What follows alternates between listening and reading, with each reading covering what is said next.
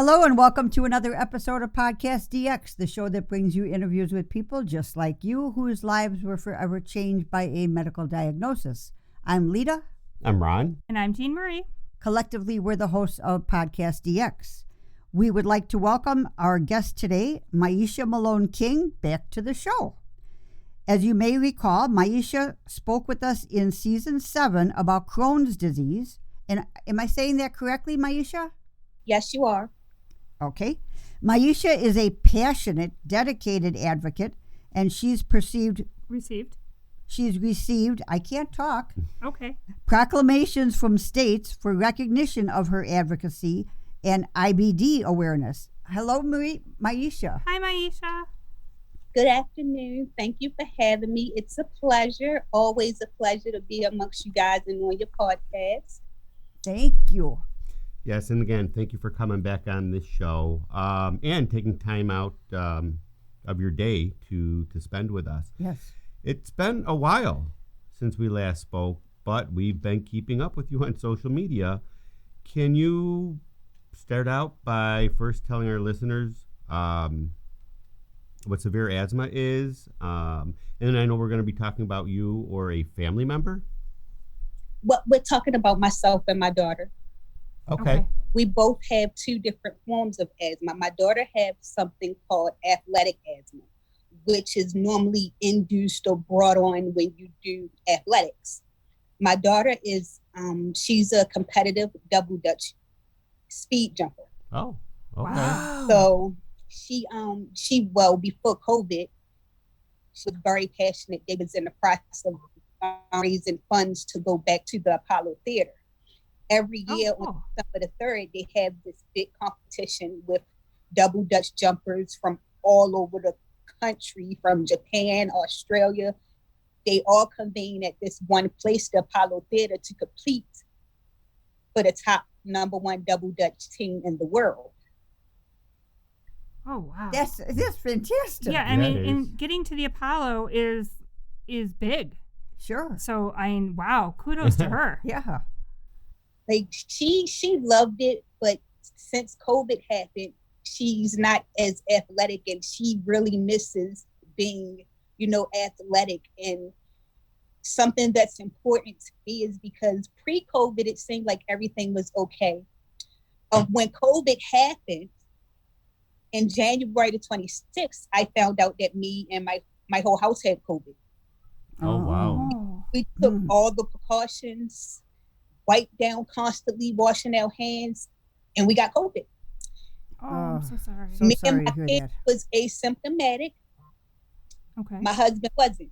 He had all the symptoms, couldn't taste, couldn't smell. And I noticed when I recovered from COVID, my asthma bothered me more. Okay. Okay. My asthma was brought on. My asthma was brought on. It didn't turn to asthma from bronchitis. They thought that I had bronchitis. They thought I had bronchitis in my left lung. Mm-hmm. But after extensive tests, they had diagnosed me with asthma. Okay. And when was your daughter first diagnosed with She was asthma? first diagnosed in 2015. She was competing in a competition, and they called me and had to rush her to the emergency room because she was having severe chest pain. And she said it felt like something was sitting on her chest and she couldn't breathe. Wow. Oh, God. That's terrifying for her and for you. Oh, absolutely. Yes. Oh, I'm so sorry. Myisha, what are the symptoms associated with severe asthma? Like, I didn't know chest pain was one of them. Well, it varies from person to person. Me personally, I experienced chest pain, wheezing. I can't really breathe. Like, it feels like with every breath of air that I intake, it feels like my lung is crying, like my lung is crying to be rejuvenated with fresh air. Mm-hmm. It like I get lightheaded. I feel dehydrated, disoriented. Like I feel nauseous at the same time. But the one that bothers me the most is when my chest hurt, because when my chest hurt combined with trying to breathe or trying Mm-hmm. to catch your breath, it's a feeling unlike nothing I can really ever explain. And the way that I found out I actually had it, because like I said, they thought I had bronchitis, but after more tests, they found out it was asthma. They gave me 7 breathing treatments Oh. in order to get my breathing back to normal, because I couldn't breathe. It just felt like no matter what they was doing, my lung was not getting Right. Wow. air or Yeah. enough oxygen. And it's one of the most painful feelings in the world, because with every gas, I was trying to talk and explain and I couldn't, because I was trying, Right. like it sounded like, I'm gonna try to demonstrate it. Like Okay. when I breathe, it sounded like I was like, Mm-hmm. Okay. Mm-hmm. Okay.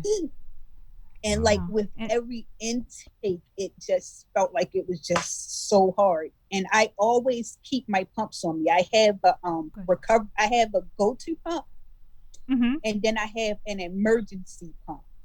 Okay. Mhm. Now, my go-to pump is, if you have asthma or bronchitis, there are pumps that you take every day as needed. Right. Right. Okay.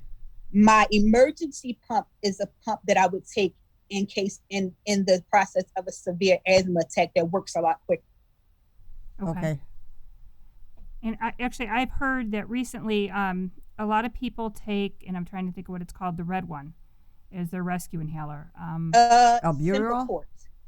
Okay. Symbicort. And Okay. there has been a recall because Yes, it can become clogged, and that's you need that when you need it.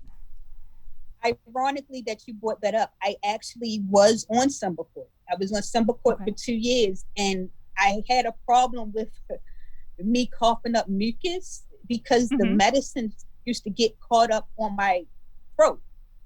Oh. So it's not even getting to where it needs to be. Right. It would look, Wow. every time I would go to the doctors, I would have inflammation and like white, I don't know what to call them. It was like white spots, like Right. Okay. from the medication, because it was not going where it needed to go. And because it did that, it caused me to end up with several upper respiratory infections.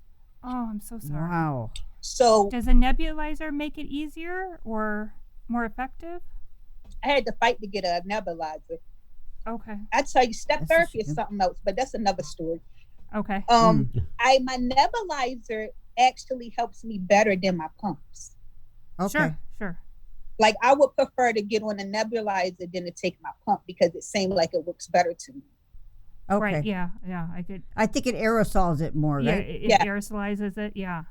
I can see how that could be more beneficial. But the fact that you had to have so many treatments before you were able to breathe, I mean, that's severe Right. asthma. Yes. Did they put a thing on your finger to tell you what your blood What oxygen my was? blood oxygen level was. My blood oxygen level went up to 120.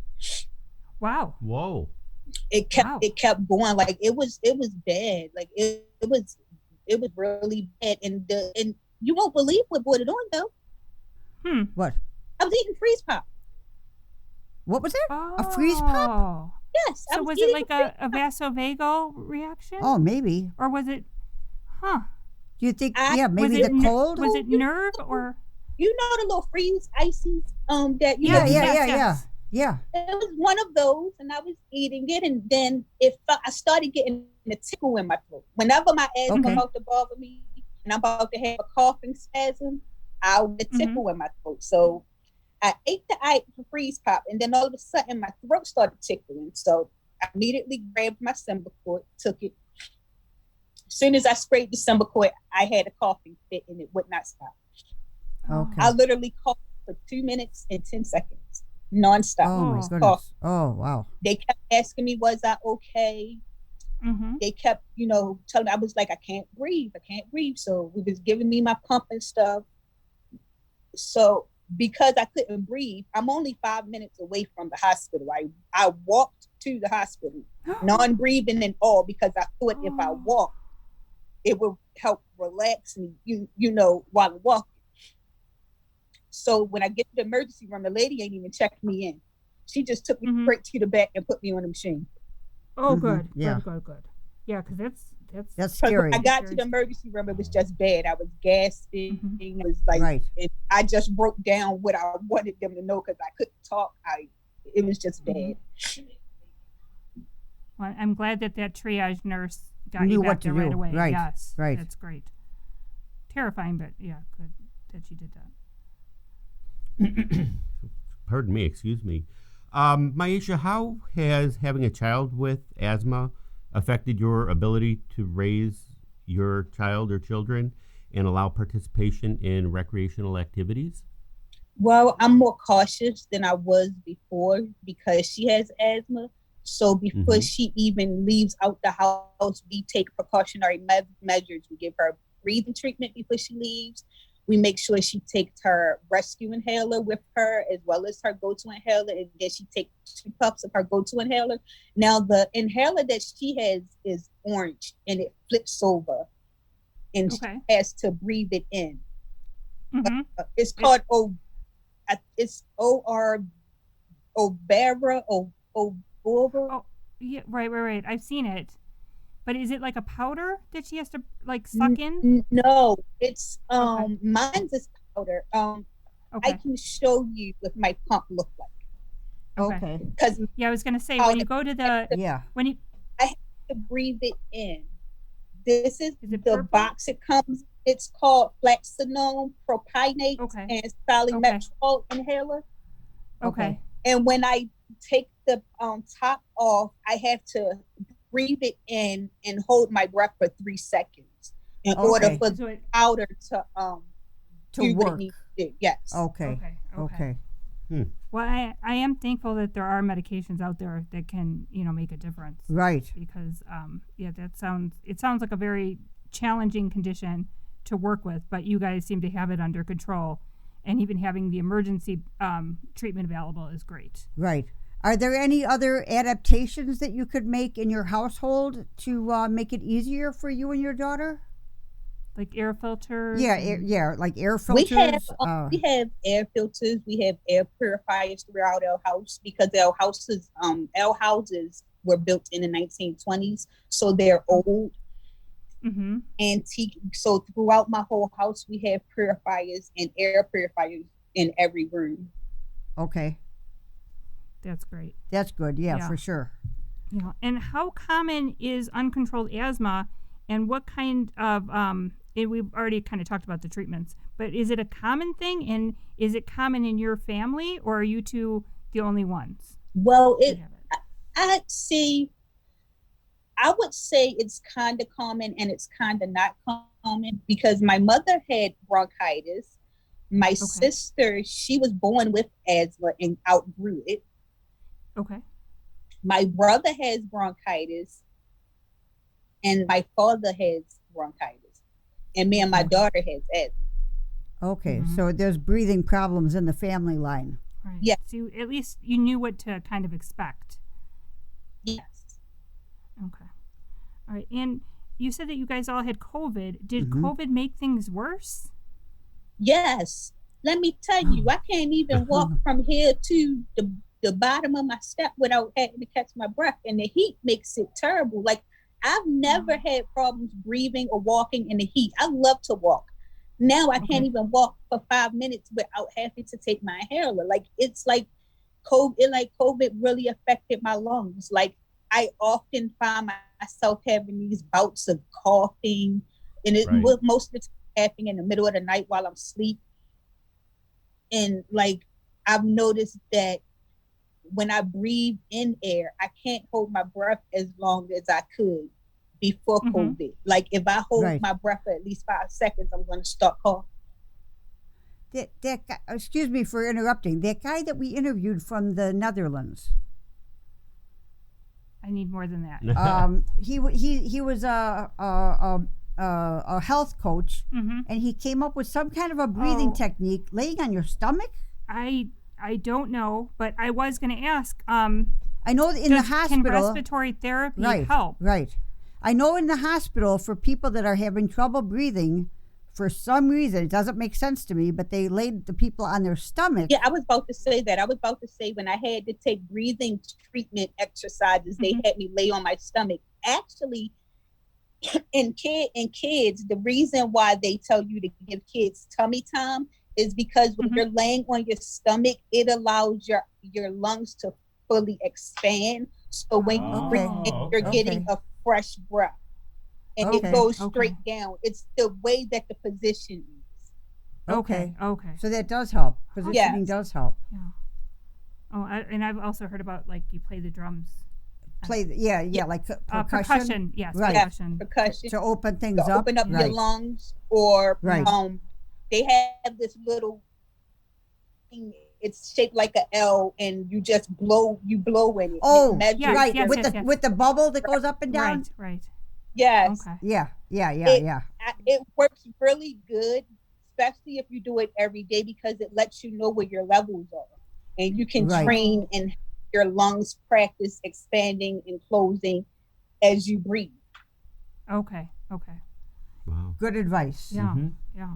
Well, Myisha, what treatments have been prescribed for your daughter, and where you guys live, is that an area with good specialty doctors, or do you find yourself having to travel to find them?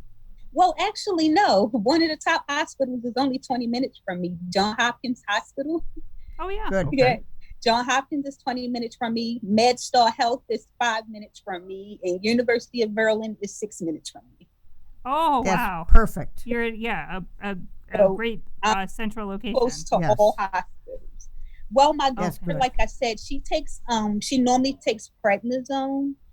Okay. Right. And her pump variable, but she haven't had problems with her asthma in a year because of the treatment. That's good. Going. Yeah.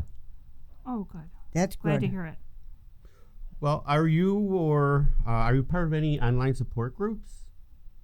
Yes, I am. I'm in a few support groups for asthma on Facebook, and I follow a few advocates that advocate for asthma and chronic illness and mental health on Instagram. The reason I joined these groups, I know I'm a patient advocate, but I always like learning more and learning different things and about other diseases and chronic illnesses. Sure. And I joined these groups to see, for one, if anybody had relatable symptoms like I did, or if anybody had the experience of how they were diagnosed like I did. But I more so wanted to hear other people's stories. You know, I wanted to hear what it's been like for people that's had the condition longer than me or my daughter. And I wanted to feel like I were not necessarily in their shoes, but it was more relatable for me to understand asthma versus me trying to learn it on my own. As far as going to doctors and stuff, I just felt as though I related better by hearing other people's stories. Makes sense. That's fantastic. And what has been the biggest challenge when dealing with asthma? Not knowing when I'm going to possibly have an asthma attack. Mm-hmm. Oh, okay. Sure. Yeah. That's got to be scary. Are there certain triggers that you know for sure will bring one on? Like, are allergies a trigger, or like you were saying, cold? Does cold weather or hot? Oh, you said hot weather is difficult. Humidity, coldness, and oftentimes nothing brings it on. I'll just stop coughing. Yeah. Okay. And what role have friends and family played in your life and your healthcare journey? And what other support systems have you found to be helpful? Well, my husband and my kids are my number one support system, along with my sister. Like, they're the best. Like, they just the best. I can't even praise or give them enough medals for the love and support that they give me and go above and beyond. My daughter went out recently with her jump rope teacher, and her jump rope teacher was talking about the COVID vaccines. And she was like, well, Miss Kim, she was like, my mommy, she was like, I know I'm protected. She was like, but my mom's going to have to get another vaccine. She was like, because my mom's immune compromised. And she said, if I get it, she said, I would end up having to go home, and I could potentially give that to my mother. She was like, I'm not going to do that. She was like, my mom's immune compromised. She was like, her immune system sucks. So if I could protect her better, I'm going to protect her better. So she'll go outside with 2 masks on, some gloves, and got all her stuff in her bag. Oh, wow, that's Like, amazing. They're just the best. They're the best support system. They're just the best. That's great. That's great. Yeah, kudos to them. Yes. And kudos to raising children that are so supportive. Yes, yes. Hugs for them. Yes. Myisha, what's the best advice that you've received in dealing with severe asthma? The best advice that I received dealing with asthma is, it might seem bad, but it's not always bad. And what I mean by that is, you could hear me having an attack and having a coughing fit, but just because I'm coughing doesn't necessarily mean that my asthma is going to trigger or that I'm going to have an attack. Okay. Something could have initially went down the wrong pipe. I could have just actually just be coughing from post-nasal. Right. Don't panic. Yeah. Don't panic yet. From post-nasal drip and stuff like that. And what I mean by that is, it's important to keep track of your triggers so that you know for yourself what can possibly bring on the asthma. Right. So that you can be better prepared. Right. That's great advice. I guess that kind of goes into the next question. Any tips or hints or advice for anybody else living with severe asthma? Can you repeat that, please? The question was going to be, what tips or hints or advice do you have? And I think you just started covering that. You already. You were covering a lot of that. Right. Any other advice for people with asthma? I know sometimes it might seem like a bad day, but just always remember, the sun always shines the next day, and that's another day to be a better you. Yeah, I was going to say, you can tell you're a patient advocate because you have that positive outlook, which is fantastic. Right. Thank you. Is there anything that you wish others would know about asthma? Like, let's say, people that don't have it. People that don't have it in their family. Right. So that they're aware of what you're going through. It's a more complicated lung disease than most people think. Like, most people hear asthma and just be like, oh, I just got to take this asthma pump. But you have some people who asthma is more severe, where they require oxygen. You have some that develop COPD. You have some that develop where, their asthma done been so bad to where that, they only have one lung. Like, you have a lot of different things that can happen because of severe asthma that's not really talked about. Okay. I think more awareness needs to be brought to it, because it's more serious than what people think. Okay. Well, that leads me to my next question. How can people learn more about your advocacy work? You can learn more about my advocacy work by following me on Instagram. And my name is Game of Crohn's and Chronic Illness. You can follow me on Facebook by Myisha King, or you can join my Facebook group, Game of Crohn's and Chronic Illness. I'm always available 24/7. So give me a shout out or inbox me. Well, I hope you get to sleep sometime. But thank you. Yeah, and we do appreciate everything you do online. Yes, for sure. You're very welcome. Thank you for having me again. You're it was welcome. A pleasure to have you on the show. Yes. Always a pleasure. Yes, and your children are so lucky to have you in their corner. Yes. Thank you very much. They're my babies. If our listeners have any questions or comments related to today's show, they can contact us at PodcastDX@yahoo.com, through our website, PodcastDX.com, on Facebook, Twitter, Pinterest, or Instagram. And if you have a moment to spare, please give us a review wherever you get your podcast. As always, please keep in mind that this podcast is not intended to be a substitute for professional medical advice, diagnosis, or treatment, and always seek the advice of your physician or other qualified healthcare provider with any questions you may have regarding a medical condition or treatment and before undertaking a new healthcare regime. And never disregard professional medical advice or delay in seeking it because of something you've heard on this podcast. Till next week.